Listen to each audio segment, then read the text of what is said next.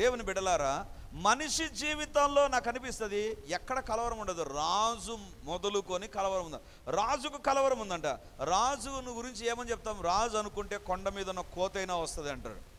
కొండ మీద ఉన్న కోతి అంటే ఇంట్లో ఉండే కోతి కాదు, కొండ మీద ఉండేటువంటి కోతి. అది గండు కోతి కావచ్చు, లేకపోతే ఇంకో కోతి కావచ్చు, ఏ కోతి అయినా. రాజు అనుకున్నాడంటే ఏమని చెప్తారు? కొండ మీద ఉన్న కోతి అయినా రావాల్సిందే. మరి అలాంటి రాజుకు కలవరమా? కలవరం ఉంటుంది. అంటే కలవరానికి ఎవ్వరు అతీతులు కాదు. అది నేను చెప్పాలనుకున్న మాట. కలవరం అనేటువంటిది it may be for a person, అది ఒక వ్యక్తి కావచ్చు, ఒక సేవ చేసేటువంటి శిష్యులు కావచ్చు, లేకపోతే రాజు కావచ్చు, ఎవరికైనా సరే, ఒక వ్యాధితో మొత్తబడుతున్నటువంటి యోబుకైనా సరే కలవరం అనేటువంటిది ఉంది. కలవరం అనేటువంటిది ఉంది. ఇప్పుడు దేవుడు అంటున్నాడు, దేవుని దూత ద్వారా చెబుతుంటున్నాడు, కలవరపడకుడి. ఎందుకు తెలుసా? ఆయన లేచి ఉన్నాడు. ఆయన లేచి ఉన్నాడు. దేవుని బిడ్డలారా, మన జీవితంలో ఏ కలవరం గుండా మనం వెళుతున్నా ఇదే గుర్తు చేసుకోండి, నా దేవుడు లేచి ఉన్నాడు. He's still alive. ఆయన లేచి ఉన్నాడు. ఆయన లేచి ఉన్నాడు. దేవుని బిడ్డలారా, మన పరిచర్యకు ఒక 4 నెలల క్రిందట ఆడ కుక్క ఉండేది ఒకటి. ఆ కుక్క ఉంటే ఎవరు వచ్చేవాళ్ళు కాదు. నాకు ఫోన్ చేస్తారు మళ్ళీ, అన్న కుక్క ఉందన్నా, ఫోన్ చేసి చెప్పన్నా వాళ్ళు కట్టమని. కుక్క ఉన్నా కూడా కలవరం మనకు. ఆ కుక్క చచ్చిపోయిన తర్వాత ఇప్పుడు ఎవరు నాకు ఫోన్ చేయరు, నేరుగా బండి వేసుకొని లోపలికి వస్తారు. ఎందుకు తెలుసా? అది చచ్చిపోయింది కాబట్టి. విషయం ఎందుకు అది చెప్తున్నానంటే, బ్రతికినటువంటిది భయపెడుతుంది. ఇప్పుడు నాకెందుకు ఫోన్ చేస్తారంటే, నేను ఇక్కడుండే ఈయనకు ఫోన్ చేస్తాను. ఫోన్ చేసి ఆ కుక్క ఏదో బయట తిరుగుతుందంటే కట్టేయండి. చచ్చిపోయిన వ్యక్తి కుక్కను కట్టేస్తాడా? బ్రతికిన వ్యక్తి కుక్కను కట్టేస్తాడా? బ్రతికిన వ్యక్తే. మా నాన్నకు ఫోన్ చేసి, మా నాన్న నంబర్ తీసుకొని ఫోన్ చేసి, నాన్న కుక్కను కొంచెం కట్టాలంట అంటే ఏమన్నా నన్ను చూసి ఏమంటారు మీరు? ఏమైపోయారు? ఏం జరిగింది? చచ్చిపోయిన వారు ఏమీ చేయలేరండి, బ్రతికినటువంటి వాళ్ళే చేస్తారు. ఇప్పుడు దేవుని దూత అంటున్నాడు, నీకు కలవరం గతాన్ని గురించి ఉందా? కలవరం ప్రస్తుతాన్ని గురించి ఉందా? కలవరం భవిష్యత్తుని గురించి ఉందా? కలవరం నువ్వు ఎవరైనా నువ్వు కలవరపాటుకుండా వెళ్ళిపోతున్నావా? అలాగైతే ఆయన లేచి ఉన్నాడు. సాతాను బ్రతికే ఉన్నాడు.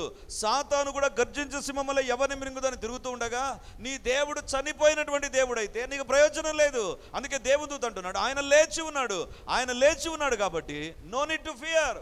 కలవరము పొందాల్సిన పని లేదు. No need to worry about the situation. పరిస్థితులను గురించి నువ్వు భయపడాల్సిన పని లేదు. ఇప్పుడు ప్రశ్న ఏంటంటే, ఏ రకంగా కలవరపడకుండా ఉండాలి? దేవుని దూత చెప్పినంత మాత్రాన్ని కలవరపడకుండా ఎట్లా ఉండాలి? ఎట్లా కలవరం లేకుండా పోతుంది? అసలు కలవరం లేకుండా ఉండడానికి ఆస్కారం ఉందా? ఎస్, బైబిల్లో వ్రాయబడినటువంటి మాటను మీకు చూపిస్తాను. యెషయా గ్రంథం 28వ అధ్యాయం 16వ వచనం. Isaiah chapter 28 verse 16. యెషయా గ్రంథం 28వ అధ్యాయం 16వ వచనం. ప్రభువగు యెహోవా ఈలాగు సెలవిచ్చుచున్నాడు, సియోనులో పునాదిగా రాతిని వేసిన వాడు నేనే. అది పరిశోధింపబడిన రాయి, అమూల్యమైన తలరాయి, బహు స్థిరమైన పునాది అయిన మూలరాయి అయి ఉన్నది. విశ్వసించువాడు కలవరపడడు. ఎవరు కలవరపడరు? వాక్యం వినేవారు కలవరపడరు. వాళ్ళు ఖచ్చితంగా కలవరపడతారు. లేదా దేవుని గురించిన జ్ఞానం కలిగిన వారు కలవరపడతారు. జ్ఞాన సంపన్నులు కలవరపడతారు. రాజులు కలవరపడతారు. ఆస్తిపాస్తులు కలిగినటువంటి వ్యక్తులు కలవరపడతారు. అధికారం కలిగిన వారు కలవరపాటు కలిగి ఉంటారు. కానీ విశ్వసించువాడు కలవరపడడు. హల్లెలూయా. ఎవరికి కలవరం ఉండదంట?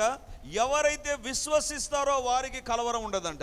విశ్వసింపని ప్రతి వ్యక్తి గతాన్ని గురించి కానీ, ప్రస్తుతాన్ని గురించి కానీ, భవిష్యత్తును గురించి కానీ ఖచ్చితంగా కలవరపడతాడు. కానీ విశ్వసించువాడు కలవరపడడు.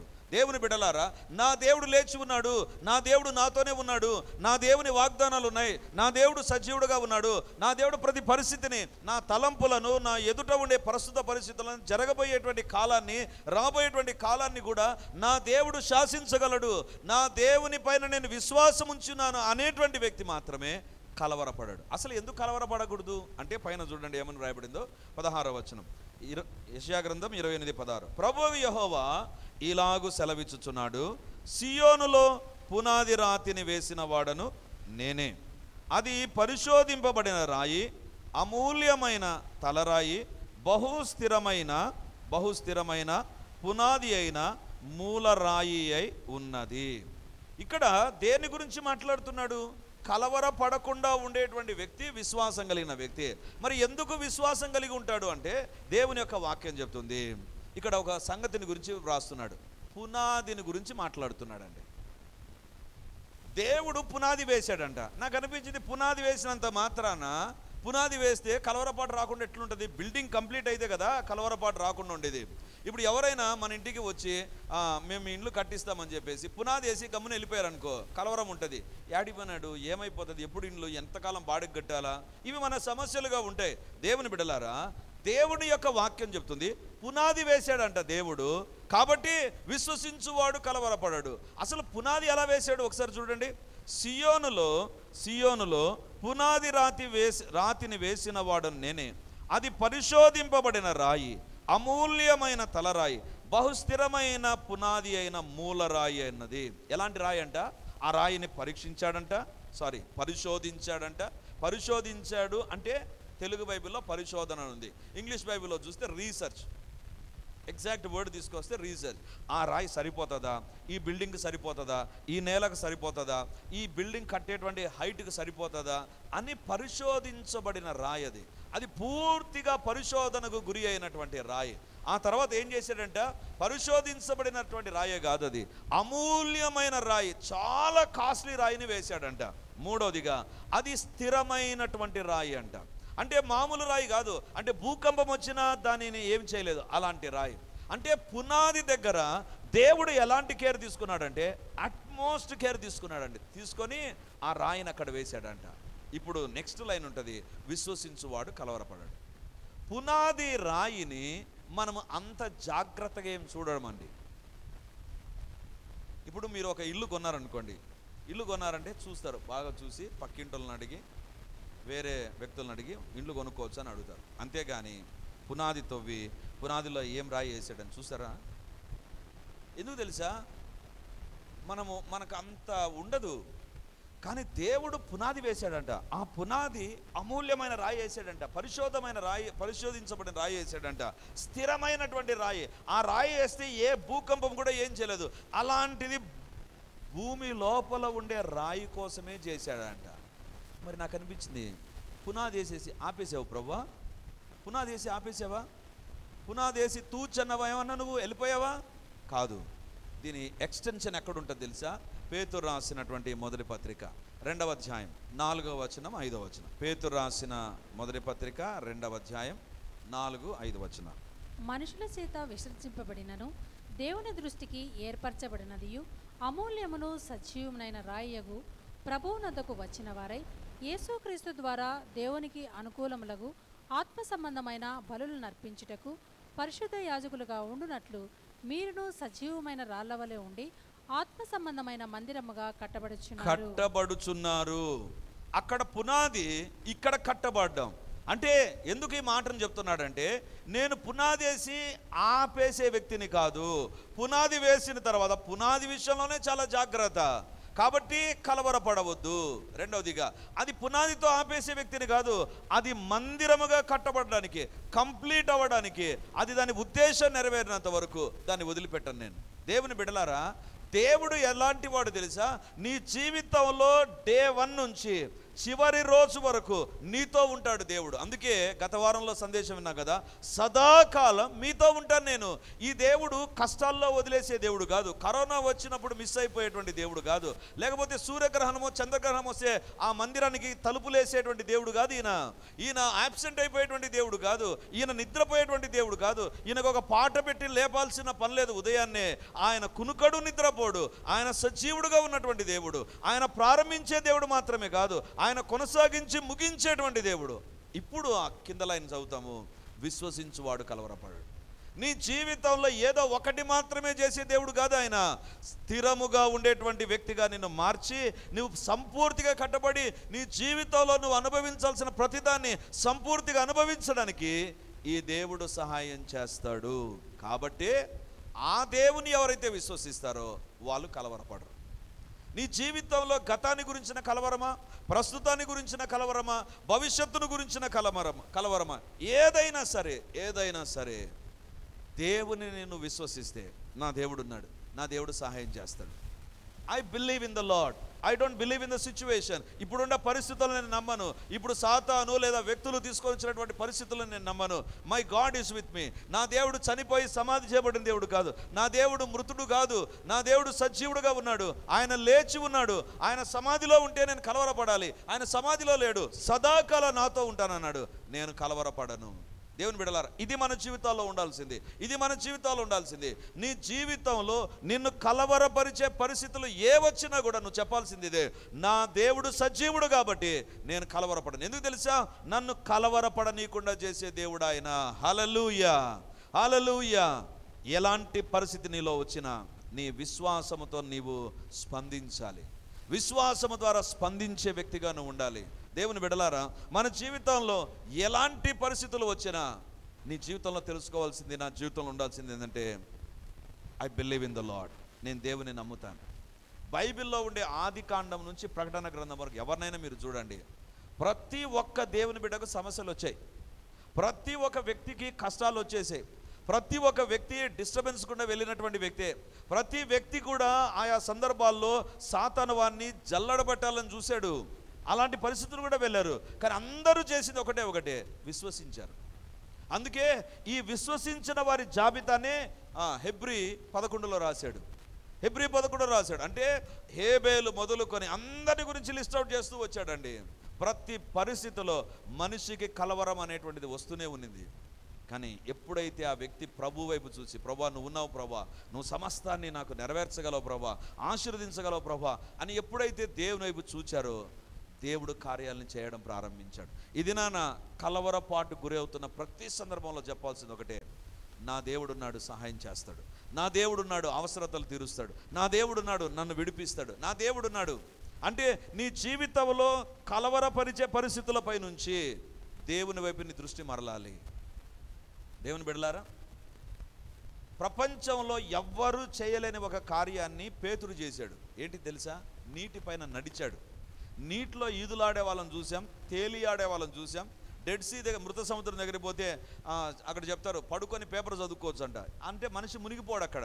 నీళ్ళపైన తేలియాడడం చూసాం, నీళ్ళ లోపల ఈతలాడడం చూసాం, నీళ్ళ పైన ఇల్లు కట్టుకొని ఉండేటువంటి వారిని చూసాం.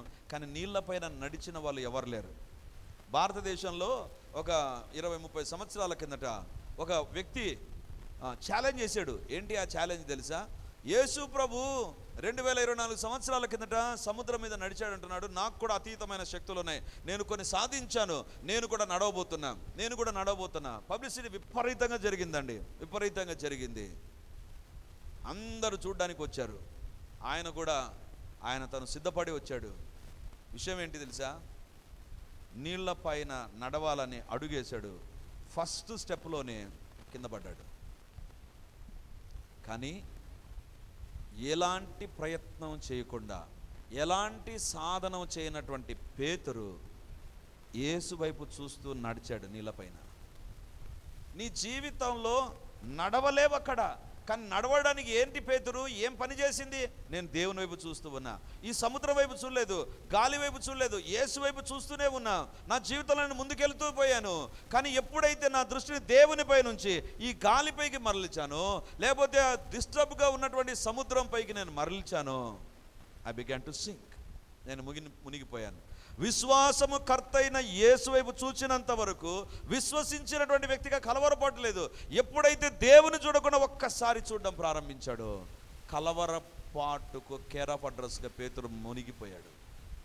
ఈరోజు దేవుడు మనతో మాట్లాడుతున్నాడు. నువ్వు విశ్వసిస్తున్నావా?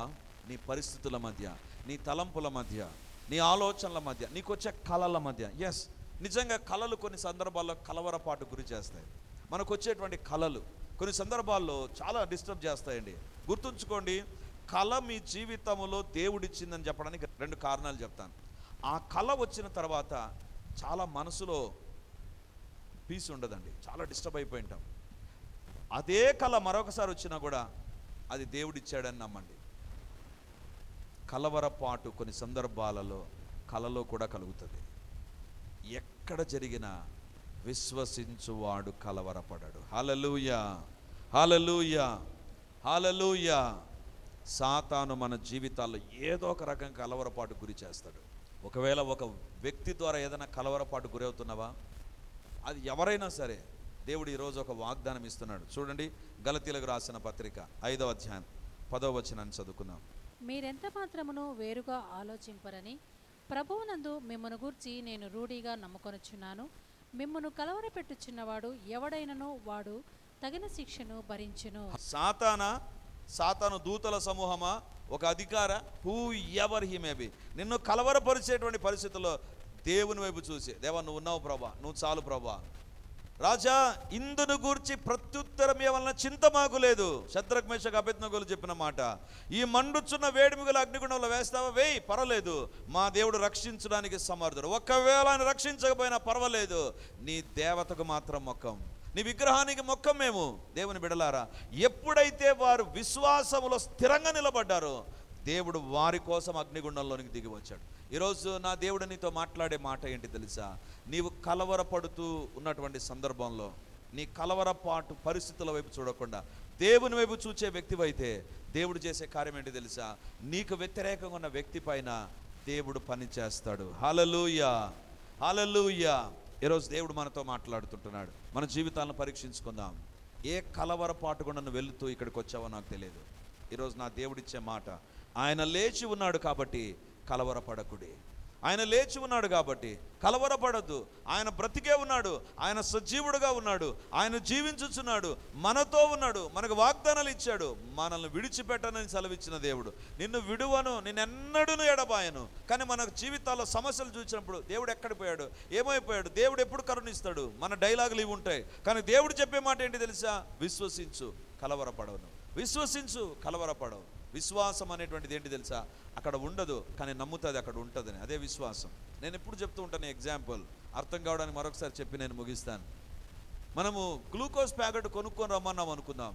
మన పిల్లలను ఏమని చెప్తాం? డబ్బు ఇచ్చేసి 50 రూపాయలు ఇచ్చేసి గ్లూకోజ్ ప్యాకెట్ కొనుక్కొని రాపోరా అని చెప్తాం.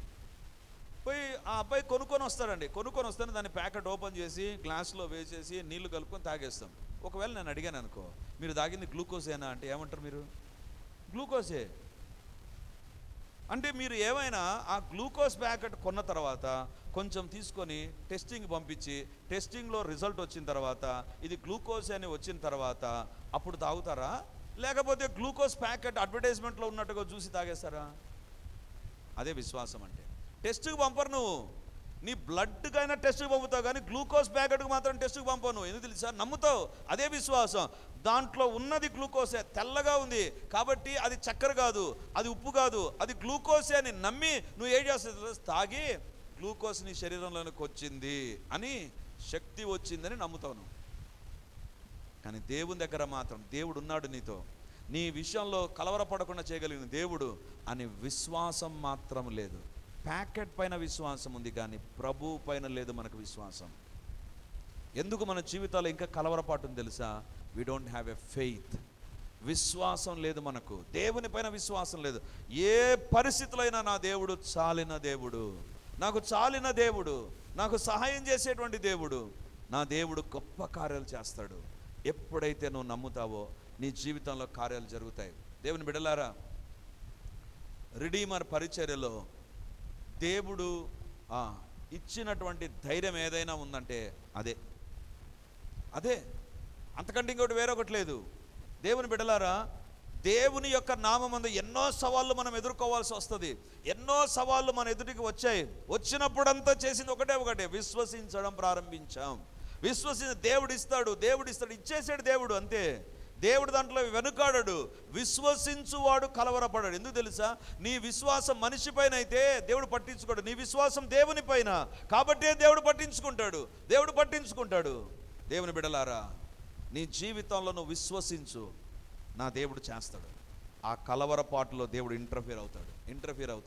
దేవుని బిడ్డలారా, ఈ శిష్యులు కలవరపడ్డారండి. బైబిల్లో వ్రాయబడింది, భూలోకమును తలక్రిందు చేసేవారు వచ్చారంట.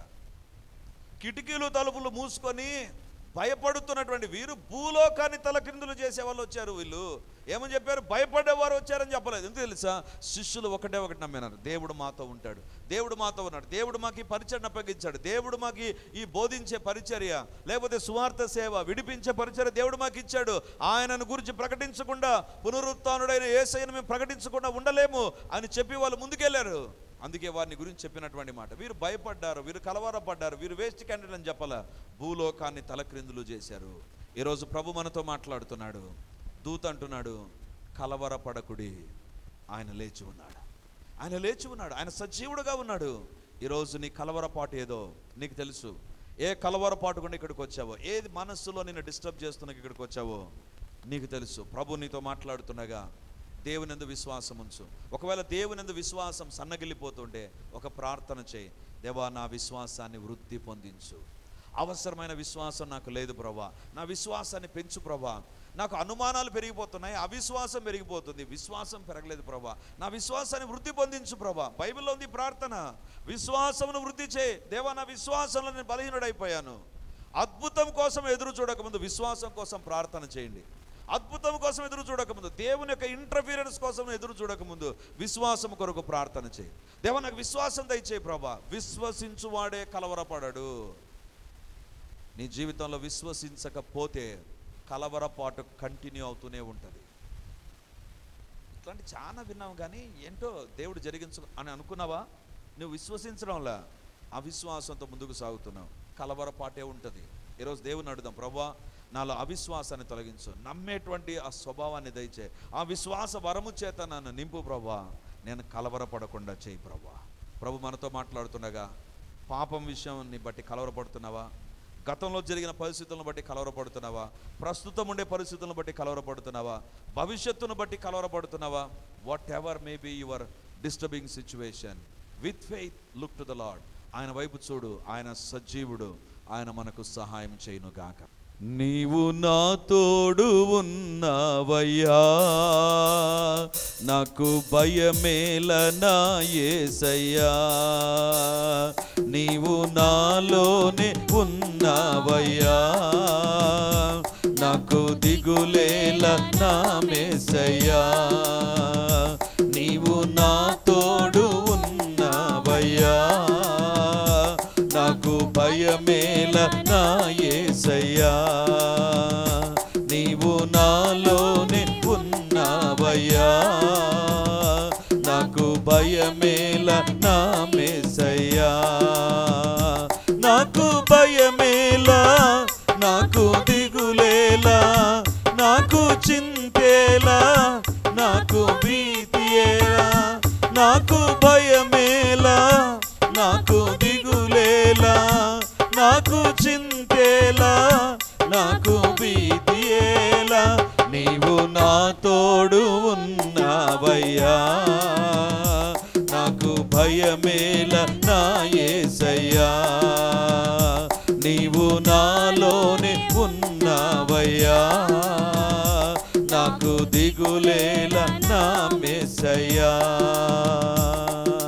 కష్టములో నష్టములో నా తోడు ఉన్నావు, వేదనలో ఆవేదనలో నా చెంత ఉన్నావు.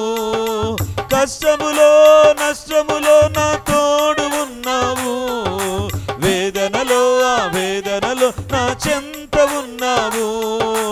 అడిగిన వారికి ఇచ్చేవాడవు,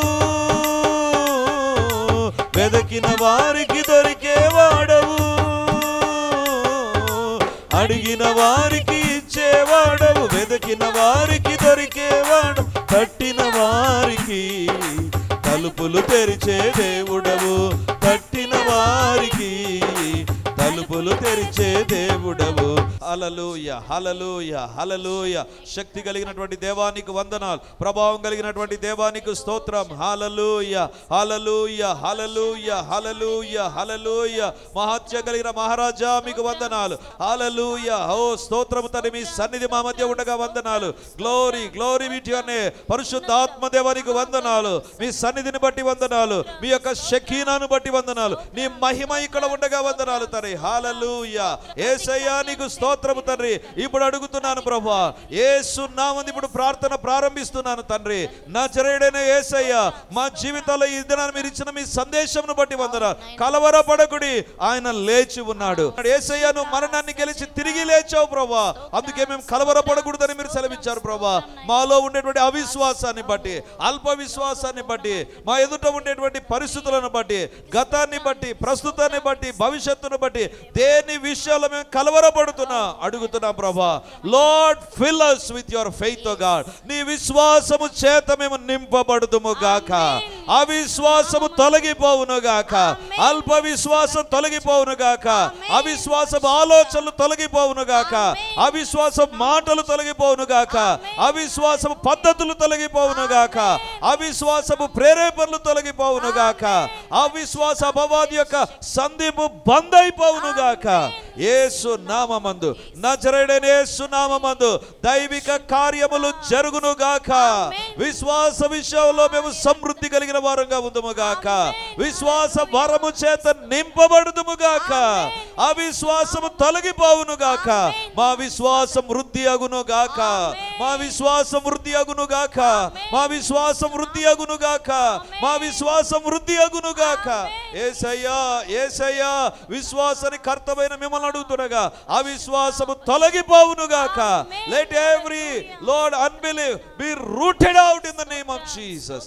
యేసు నామమందు మాలో విశ్వాసం అధికమగును గాక. అధికమగును గాక. విశ్వాసము ప్రార్థనలు మేము చేయుదుము గాక. విశ్వాస మాటలు మాట్లాడుదుము గాక. విశ్వాసముతో జీవించుదుము గాక. దేవాభి కార్యములు ఇక జరుగును గాక. మేము విశ్వసిస్తుండగా విశ్వసించువాడు కలవరపడడని సెలవిచ్చావు ప్రభా. ఏ కలవరంతో ఇప్పుడు వచ్చినా we believe in your resurrection, Lord. We believe you are with us, Lord. నువ్వు మాతో ఉన్నావని మేము నమ్ముతున్నాం ప్రభా. కాబట్టి మా ప్రతి కలవరం ఇప్పుడు తొలగిపోవును గాక. అద్భుతములు జరుగును గాక. సూచక్రియలు జరుగును గాక. వింతలు జరుగును గాక. ఎదురు చూచే ప్రతి దీవెన కలుగును గాక. ఎవరిలో చెడు స్వభావాలు ఉన్నా, పాప స్వభావాలు ఉన్నా, పాప ఆలోచనలు, తీర్మానాలు ఉన్నా, అవి యేసునామముతో పటాపంచలైపోవును గాక. వ్యర్థమైపోవును గాక. Lord, let every evil planning against our life be totally cancelled and nullified in the name of Jesus. ఇప్పుడు దేవుని యొక్క ఆత్మ కోసం అడుగుతున్నాను ప్రభా. పరిశుద్ధాత్మ దేవా ఇప్పుడు దిగిరండి నాయన. పరిశుద్ధాత్మ దేవా ఎంతమంది అయితే ఇప్పుడు అడుగుతారో నాయన, వారొక్కరు దేవుని యొక్క ఆత్మ తాకిడిని ఇప్పుడు అనుభవించుదురు గాక. అడుగుదాం, పరిశుద్ధాత్మ దేవుని అడుగుదాం. దేవా నీ ఆత్మతో నన్ను దర్శించు. నీ ఆత్మతో నన్ను దర్శించు. నీ ఆత్మతో నన్ను దర్శించు. దేవుని యొక్క ఆత్మ కొరకు ఇప్పుడు మేము అడుగుతున్నాము తండ్రి. అంత్య దినాల్లో మనుషులందరి మీద ఆత్మను కుమ్మరిస్తానన్నావు. యేసు నామమందు ఇప్పుడు దేవుని యొక్క ఆత్మ దిగివచ్చును గాక. దిగివచ్చును గాక. దిగివచ్చును గాక. మా పైన దేవుని యొక్క ఆత్మ పని చేయును గాక. పని చేయును గాక. యేసు నామమందు, యేసు నామమందు ప్రతి అపవాది కార్యము లయమైపోయి పరిశుద్ధాత్మ కార్యములు ఇక జరుగును గాక. అది స్వస్థత అయినా యేసు నామమందు కలుగును గాక. అది మానసికమైనటువంటి విడుదలైన యేసు నామమందు కలుగును గాక. పరిశుద్ధాత్మ దేవుని యొక్క కార్యములు జరుగును గాక. హల్లెలూయా. అడుగుదాం, మౌనంగా ఉండకూడదాం. పరిశుద్ధాత్మ దేవా నన్ను తాకండి. నన్ను తాకండి. నన్ను తాకండి. నా కుటుంబాన్ని తాకండి. నా పిల్లలను తాకండి. నా యొక్క ఆర్థిక పరిస్థితులను తాకండి. దేవా నా యొక్క సమస్యలను మీరు హ్యాండిల్ చేయండి. అడుగుదాం, అడుగుదాం దేవుని. యేసు నామమున ప్రతి పాపపు అలవాటు తొలగిపోవును గాక. మా బుద్ధులు, మా స్వభావాలు మారిపోవును గాక. మీరు చేసిన ప్రతి మహోపకారాన్ని బట్టి వందనాలు చెల్లిస్తూ, మాకు కాదు దేవా, మాకు కానే కాదు, సమస్త మహిమ ఘనత మీకు ఆరోపించుకుంటూ మేము కలవరపడము. మా దేవుడు సజీవుడుగా మాతో ఉండగా మీకే స్తోత్రాలు చెల్లిస్తూ యేసయ్య నామమందు ప్రార్థించి అడిగి పొంది ఉన్నాము తండ్రి. ఆమేన్. ఆమేన్. Praise the lord. యేసుక్రీస్తు పరిశుద్ధ నామమందు ఈ యొక్క విమోచన గడి అనే టీవీ కార్యక్రమాన్ని వీక్షిస్తున్నటువంటి దేవుని బిడ్డలారా, మీ ఒక్కొక్కరికి నా హృదయపూర్వకమైనటువంటి వందనాలు, శుభములు, ప్రార్థనలు తెలియజేస్తున్నాను. దేవుని యొక్క ఉచితమైన కృపను బట్టి ప్రతి ఆదివారం ఉదయం 9:30 గంటలకు మొదటి ఆరాధన రెడీమర్ చర్చ్లో జరుగుతూ ఉంది. వందలాది మంది ప్రజలు హాజరై దేవుని దీవెనలు పొందుతుంటున్నారు.